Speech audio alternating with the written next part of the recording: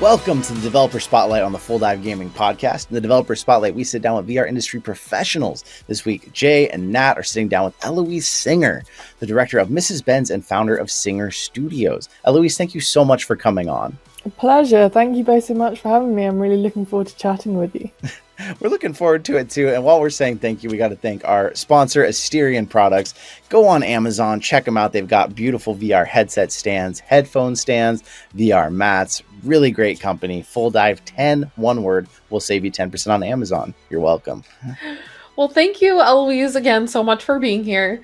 Your VR experience, Mrs. Benz, is an interactive retelling of the story of Bertha Benz, wife of Karl Benz. And is that as in Mercedes-Benz? That is as in Mercedes-Benz. It's the origin story of the world's first car. So it's literally the story of Bertha, who stole her husband's invention, the world's first car, and went on a road trip across Germany in the 1880s, which was an insane time for anyone, and especially a woman, to be undertaking such a journey. That's really exciting to hear about that. I saw that you were recently showing this off at the Venice Film Festival, which for some of our listeners out there, if you don't keep up on this, it's a very prestigious event to be at. And a friend of ours who's been on the podcast several times, Alex Rule, actually was there showing off some of her work. Do you know Alex? Did you catch up with her there? I do know Alex. I met Alex at Venice for the first time, and we're both a fan of each other's work. So we had like a proper fangirl moment, which was really nice in the courtyard whilst drinking Aperol. And I did catch her work, Rock, Paper, Scissors, which was an awesome project. And it's a really beautiful experience that has wonderful animation and a really powerful narrative and really nice music. So it was great to see it. Awesome. She's really fun. We went up to Portland when she was here and went and played some games at a VR arcade there. And she told us, being in film, it's not necessarily translating to being a VR gamer, but we had fun. She had a good time anyways, even if gaming was not her forte. Nice. I love that. Well, I'm jealous. I'd love to come to Portland to check out some games. I know that I actually have quite a similar background to Alex and come from film as well, but I don't know, I'm quite competitive, so I think naturally I love games, and coming into VR games as a creator has been so much fun for me, because I think especially creating escape room games, which is kind of the type of games that we make, it's really fun to kind of design them and experience them with kind of a bunch of other people. I love it. Yes. Nice. So I watched the trailer for Mrs. Benz. It looks gorgeous. It looks very intriguing. When will it be possible for the general consumer to see this in VR? Well, thank you very much, firstly, for watching the trailer. It's really nice to get your feedback. And for us, we try and make really cinematic experiences. So everything has to be really, really beautiful and look really cinematic. So I'm pleased that was the response that you had to it. In terms of the release, it's a very, very good question. We're in some kind of cool and exciting conversations at the moment, so it will definitely be out. I think it will probably be out next year, but it depends whether we release this version that we premiered at Venice or whether we expand it with a distributor and we make it into a longer format, basically, that we can kind of release on lots of platforms. But it will be coming away, that's for sure. Awesome. I'm so excited. Now, as a filmmaker, you used the word, you said kind of cinematic experience, but I believe this is interactive. Like, what would you call this? Is this a game, an experience, a movie? Where would you define this? So Mrs. Benz it's a game. It's effectively a narrative adventure game with puzzle elements. That's like the official way that we explain it to people. But basically, it's just a really badass escape room game, effectively, where you then get to drive the world's first car. So you basically step into the shoes of Mrs. Benz, and it's the night that she's going to steal this invention.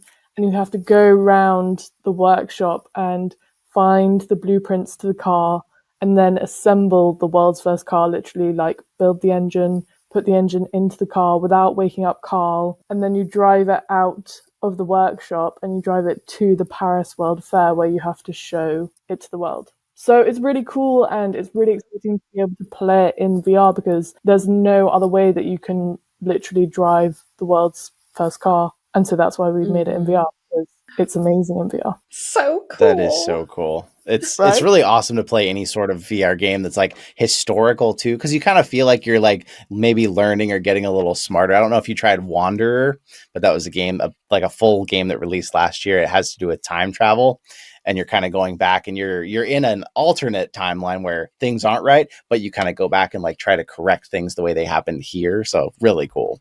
Wanderer is like the perfect reference for this. It's exactly very, very similar in terms of kind of that historical accuracy. Also, that art style is very similar to what we're doing, kind of feeling really cinematic and like you're going back in time and able to kind of discover and explore a space. That's exactly what we were trying to achieve with this. Oh my gosh, I am sold. One thing about history that's always kind of interesting, even here, you're talking about, the Benz family making the first car. I feel like people talk about Henry Ford as if Henry Ford made the car, Edison made the light bulb. We kind of confuse historical names of who brought something to the mainstream versus someone who actually invented it, many, many years before.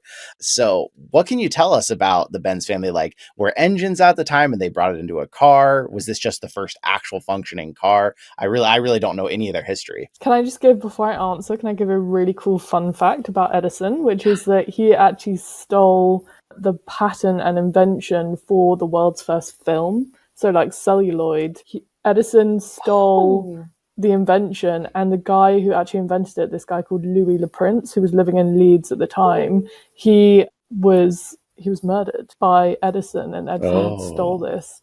And for years, no one knew what happened to Louis Le Prince, and Edison launched celluloid, the world's first film.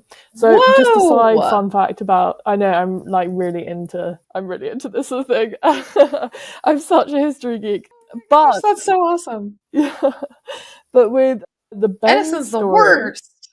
Edison's a baddie, honestly, he's a bad egg. But yeah, so with Benz, it was a really interesting time because Karl was inventing the engine for the Motorwagen, which was his version of the first motor vehicle. But equally at the same time, there was a chap called Daimler who was creating his version of the world's first car as well. And the thing was that Daimler had just created a motorized two-wheeled vehicle, aka a motorbike, and he was just experimenting with putting a motor into a boat as well, so literally a motorboat. And he was trying to create the world's first car using a four-wheeled vehicle, whereas Karl Benz was trying to do it with a three-wheeled vehicle. So it literally looked a bit like a tricycle. And so they were in this sort of massive competition, and Daimler had loads of money and Karl really didn't. His family were on the brink of bankruptcy, and Bertha had invested all of her inheritance into Karl because she believed in his invention so much. So she put everything into him and this invention. And one day, 2 years before our story takes place, Karl took the car out to showcase it to the world for the first time. And he gathered all of his family and friends, and Bertha was the one who kind of really encouraged him to sort of create this event. And he lost control of the vehicle and crashed it into a wall. And so for the next 2 years, Karl spent the rest of his time sort of going back and fixing this engine, but he never wanted to take it out in the public again because he was so ashamed of what happened the first time round. So Bertha decided that when they finally fixed the engine and when the patent was awarded to them for this car, she decided to steal his invention and take it out into the world to showcase it to the public, to prove that they had created this machine. So it was an act of love rather than an act of spite, which I think is really nice, and it makes the narrative really beautiful because you really resonate and you sort of get behind her and understand why she's doing this and why she wants to show it to everyone. It's because she loves him and she loves this vehicle, not because she wants to sort of take the limelight. Mm-hmm. Oh, wow. That is so cool. That is really cool too, that it's like an act of love and a nice thing that makes the story even cooler to hear about. Still, Bertha, just reading about her, she seems like in a female rebellion movie or something, because she's, at that time, probably breaking laws to drive out and go out with her husband in, the 1800s. What made her story speak out to you enough to make this experience about her? I mean, exactly as you say, it was a time when women weren't allowed to travel by themselves. It was a time where there was so much difficulties that women had to face. Like they weren't allowed to earn an income. They weren't allowed to have jobs. And so Bertha was kind of creating and working on this car with Karl, but no one could know about it, and she was never sort of acknowledged for anything that the work that she put in this sort of trip that she undertook. So I think the reason that it really resonated for me was because it is this part of history that has been swept under the carpet, and it's an amazing part of history, and it really demonstrates how important women were with creating the world's first car, but this massive sort of moment in the age of innovation and paving the way for mechanics, really, and engineering. And I think it's just a really interesting sort of fabric of history that we haven't really talked about at all. So for me, it was all about kind of being able to tell this story in a really exciting way and an engaging way, in a way that everyone would want to experience it. You can say to all folks, you know, do you want to drive the world's first car? And everyone will say, oh my God, yeah, that sounds great. And so it was this sort of nice Trojan horse where we could encourage people to have this really cool experience in VR, but also be able to enlighten them and inform them on this piece of narrative that has been forgotten by history. That's so awesome. It's really interesting because, as you said, being forgotten by history, when I was trying to look around and get ready for this episode, it seemed like Karl kept coming up, Karl Benz, Mercedes-Benz, and Bertha's story was somewhat hard to find. I wondered, do you know, have any insight? Did he kind of end up taking credit? Was it the time that it had to be a man's name on it? Or did history just kind of brush her off? How did we lose the story? It's a really good observation, and you're totally right. It feels like everywhere when you Google it, it's all about Karl and how he invented this machine. And he very much takes the limelight. And it was just a case of that time in history. It wasn't out of him being mean or harsh in any way, or kind of wanting to kind of throw her under the carpet, in effect. It was more just the fact that at that point in time, everyone was looking to men, and it was his name that was sort of showcased. But it's really beautiful, actually. If you read his memoir, which he wrote kind of at the end of his life, he gives a really wonderful quote where he says, you know, in the darkest of times, it was my wife who paved the sails of new hope. And without her, he goes on to say, you know, without her, I wouldn't be here, and I basically have everything to thank. So it's really nice, and he does kind of pay this huge homage, and it definitely feels like there was this really strong bond between them, and they both just wanted to showcase this machine, and she was the one who sort of gave him the confidence and courage to be able to do it. But definitely in our VR experience of it, we sort of encourage the user, the player, to feel quite marginalized at the end of the experience. So they don't take the limelight. They can't sort of go onto the stage at the Paris World Fair and accept this round of applause that was for Karl, because that's not what really happened. So you kind of leave the experience thinking, wow, I was really marginalized at the end, and I didn't manage to get sort of the respect and the applause that I deserved for what I just did. So we definitely reflected that in the story, for sure. That's so awesome. I can't wait for this to come out. I'm so excited.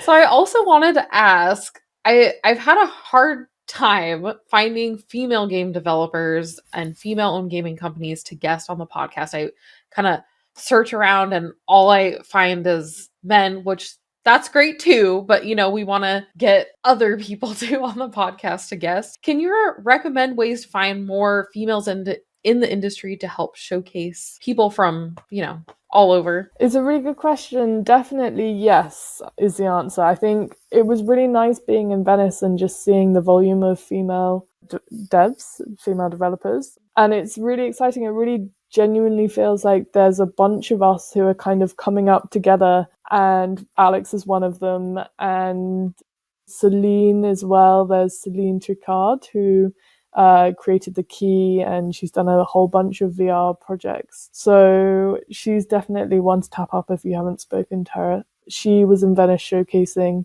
her project Fight Back, which is all about kind of teaching both men and women about self-defense. and it's kind of inspired by her research into self-defense. So it's a really great project to check out. So yeah, there are certainly a few, and in the UK there are a couple of female studios as well. There's a studio called Story Juice, which is headed up by Dr. Hannah Wood, who's an incredible female game developer. So yeah, I can connect you. Awesome, thank you. Oh, that sounds so cool. I'm just so excited to hear about some of these projects that were at the Venice Film Festival. Like, they sound so awesome. I guess it makes sense. Film festival. There were some really amazing ones there, for sure. Definitely. There was another project called Okawari, which was unbelievably cool.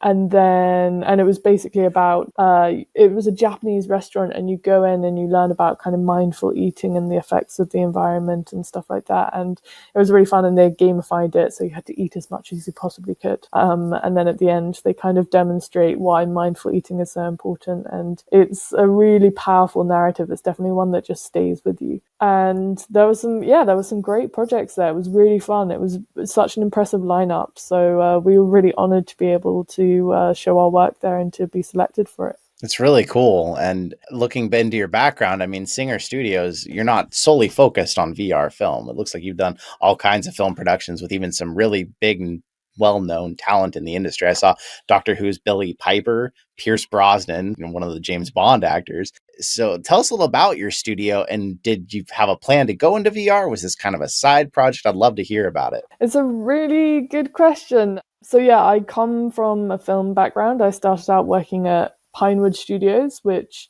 is a big film studio in the UK. It's where they film all the James Bond movies. So I was working there on productions like The Crown and The Great British Bake Off and Murder on the Orient Express and lots of kind of big Hollywood films. And then sort of about 5 years ago in 2017, I decided to set up my own company, Singer Studios. And as you say, we started making, a bunch of short films, and then we made a feature that we sold to Amazon, and then we exec produced Billie Piper's directing debut, Rare Beasts, which premiered at Venice Film Festival and then at London and at South by Southwest. And then we've been filming this summer a project with Pierce Brosnan called The Last Rifleman, which is really, really exciting. So that's kind of in post-production. And I'm also working on a 3-part documentary series with the guys who made The Tiger King. Oh, so that's wow. kind of in the works. Yeah, so there's a lot that's happening at the moment. It's very busy. So yeah, in effect, we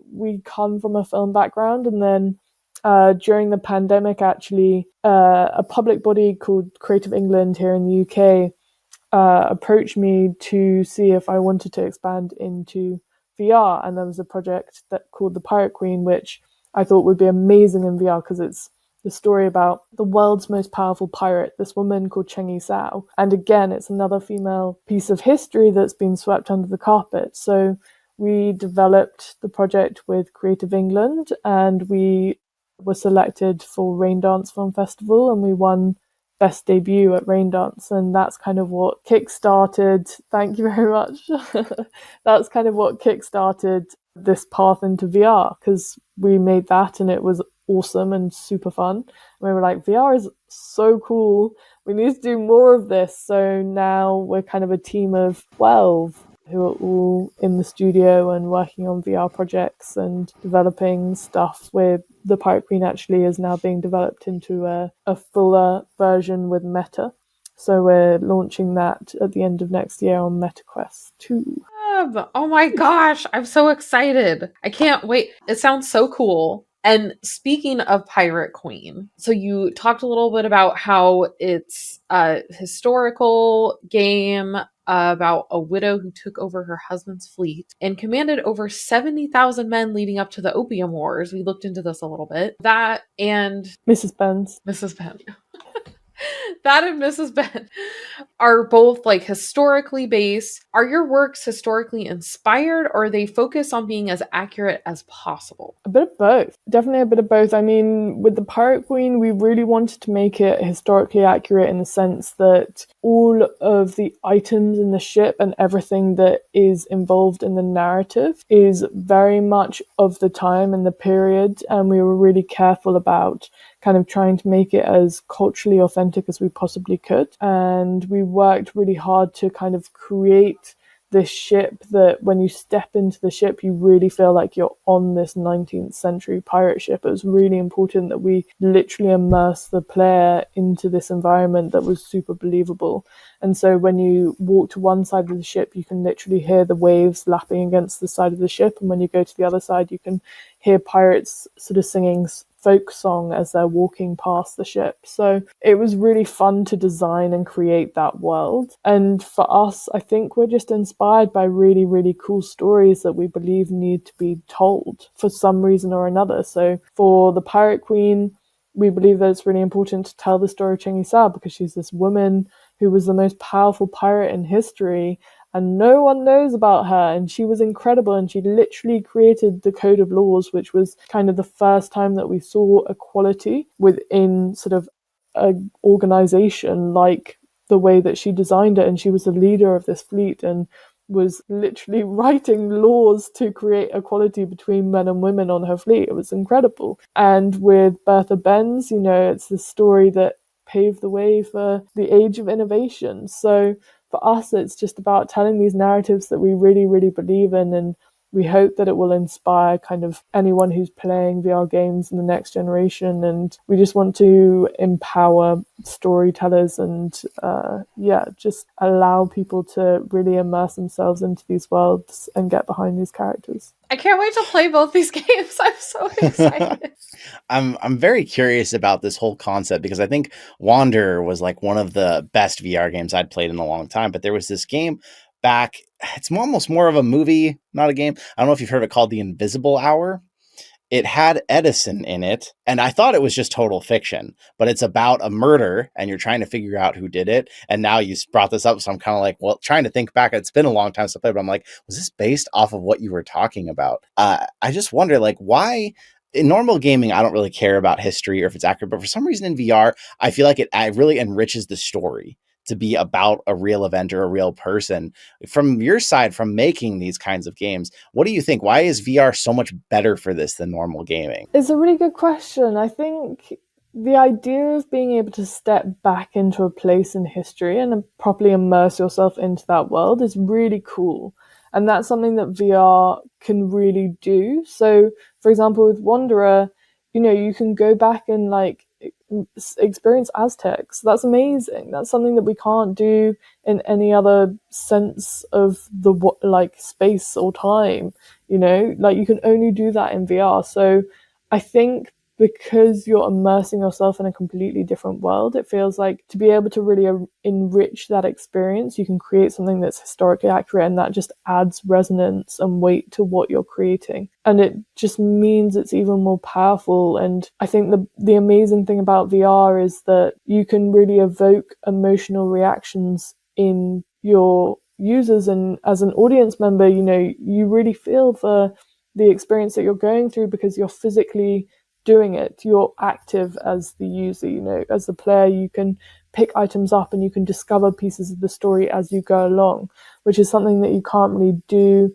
in any other form of entertainment. So to be able to be in a historical time and space and embodying these characters as well, you're really understanding and appreciating what they went through. Definitely. I definitely agree with that because it's an amazing tool. And I think that we forget when we call it's virtual reality, you know, it's much more real than regular gaming. And so the way you experience it and the way you feel about it, it can be totally different. It doesn't always have to be a game. You know, it can be simulations. It can be historical, not even fiction. It can be real. And I really like that about it. So I think it's really exciting to hear about your studio and everything you're doing. Is there anything out there that you want to make sure people know who haven't ever heard of your studio or have never tried a VR film? What would you say to someone like that? It's a really good question. I think I would say it's a really good question. There are a lot of people who are skeptical about VR, especially coming from the film industry. It feels like there are people who are kind of nervous about VR. And I think that ultimately VR is a form of storytelling that's giving everyone the possibility to tell a story in any way that they want. You're literally starting with a blank canvas in a way that no other form of storytelling has. And so to be able to have all of the tools to create whatever world that you want to create and design experiences that quite literally can be anything that your mind wants is an incredible opportunity, not only to make, but also to experience and to be a part of. And it's a really exciting space, and I can't wait for more people to engage with VR and for it to become even more mainstream than it is, because it feels like we're only just at the cusp of what VR can do. And I'm just so looking forward to experiencing more pieces and really watching the medium develop. Mm-hmm. Yeah, I remember even so we've been playing games and experiencing VR experiences since like it started in like the modern version. So like there was the Gear VR, which was like based on your phone, and there was there was just like kind of an intro experience on there where you could see kind of what VR can do. And there were scenes of like, you know, you're in like a village and you're experiencing what it's like there, or, you know, you could be at the circus and there's, you know, people in your face, and we haven't seen a lot of that kind of stuff. I think, you know, I always get frustrated because I always see all these like shooter games and I'm like, I think we have enough shooter games. Can we do something else? And so it's so exciting to see historical things and other experiences that are like, there's so much power in VR, and you can have experiences that change your perspectives. And I'm just so excited to see, you know, the branching out and different things coming from VR and the future. We keep talking about how like we're right on the cusp of like, you know, new things happening, and it's really exciting. It's super exciting. And I completely agree with you. I think that I love, you know, Super Hot, etc. And I think that there are some really fun games, and, you know, another one like Beat Saber and all the versions of Beat Saber that are super cool. But there are also amazing games that are being developed and that are coming out that are kind of narrative driven and are transporting you into different worlds or different parts of history. And I think for me, the thing that I love about games, and the reason, I mean, I grew up on Age of Empires, and that's kind of where my love of games first began. And it's kind of where you're experiencing a game, but you're learning so much about a piece of history or about a country or a place. Like my brother, from the games that he's played, he can name every single capital city in the world. Like, it's impressive. But it's just awesome. I think I geek out about this quite a lot, and a lot of my conversations with fellow gamers are all about how cool games are at teaching you without realizing that you're being taught about something, and how knowledgeable and impactful games can be.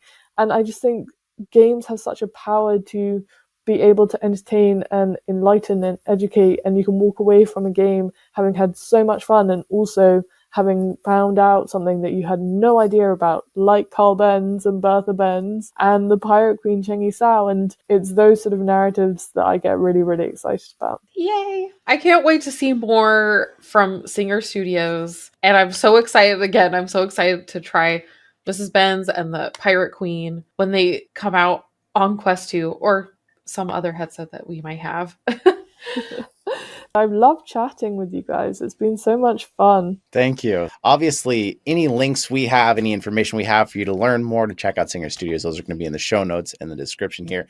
But I just want to say one more time, thank you. It's been an absolute pleasure talking to you today. Honestly, likewise. Thank you so much. And definitely we'll keep you posted about kind of the development of the Pirate Queen and Mrs. Benz. And we'll post stuff on our socials as well, kind of updating everyone on the progress and the journey that we go on. So yeah, we'll keep you up to date with it all.